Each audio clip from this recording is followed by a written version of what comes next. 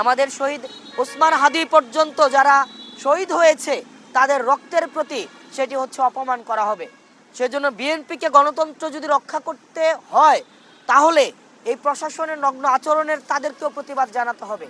আর যদি প্রতিবাদ না জানায় তাহলে জনাব তারেক জিয়া সাহেবকে নির্বাচন কমিশনারের সাথে বসে ওনারা কয়টা আসন চায় সেটি দিয়ে এই জনগণের সাথে কোনো প্রহসন করার আসলে আমি প্রয়োজন বোধ করি না।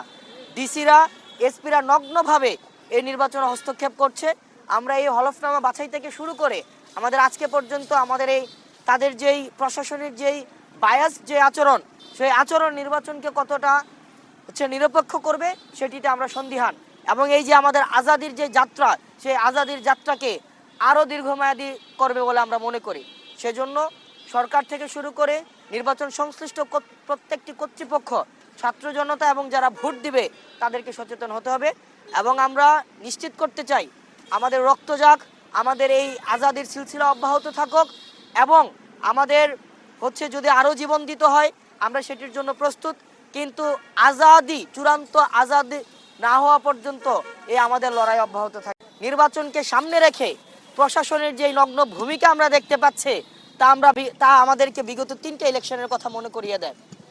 আমরা প্রশাসনের যে আচরণ, সেই আচরণ জুলাইয়ের পরবর্তীতে আমরা ভেবেছিলাম সেটির ইতিবাচক, সেটির পরিবর্তন হবে। দুঃখজনক বিষয় হচ্ছে তাদের সে আচরণ, যে স্থাবকের যে আচরণ, একটি দলকে যেভাবে আনকন্ডিশনালি যেভাবে সাপোর্ট দিয়ে যাচ্ছে যে আচরণ, সেটি আমাদেরকে আহত করছে। এভাবে যদি চলতে থাকে তাহলে এই সরকারি অর্থ অপচয় করে এই নির্বাচনের কোনো প্রয়োজন নেই।